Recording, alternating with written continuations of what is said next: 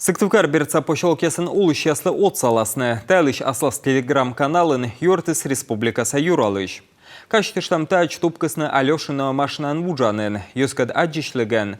Мэриан зилиш ясвишталысны. Мыкатеран тава вуджачына оскутны. Вогичиннан кутасны самын ujidнемину чадырие. Утва кежла пошелок ясын заптасны продукта да лекарства. Челядес мэрия вызи свелены дистанционная, а вершки яслы. Бочны администрация и справка. Дащетны сэс уджан мугмадышлы. Прогулса тач оспуктыны, но и уждонса озвештыны. Ну, увольняться опять на другую работу. Ну, я так вот, да, кто меня еще терпит, как бы. Вот, придется, может, на другую устраиваться, где там вот как-то вот. Так вот люди все так живут, выживают как могут. Вообще даже в голове не укладывается то, что большинство-то работают в городе. Вернулись назад. 2 года так было назад. Вот вернулись все туда назад.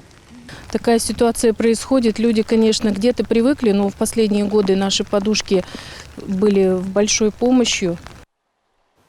Пошелок ясын улыш Шечесны Республикаса юралышдора. Владимир Уйбак осищес Хотсавны.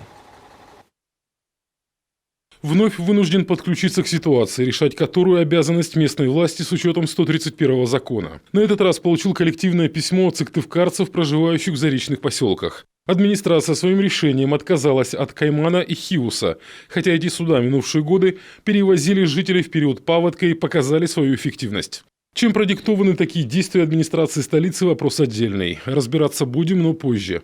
Сейчас важно не допустить, чтобы большая вода отрезала людей от большой земли. Поэтому поручил мэрии использовать имеющиеся суда, а параллельно будем действовать в 2 направлениях.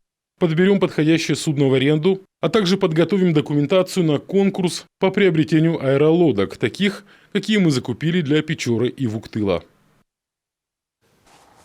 Медем вочны вылькатерса, колок вайт укмыстылыш, а сычка ваясныся скомия, сымын локтан воша тылын.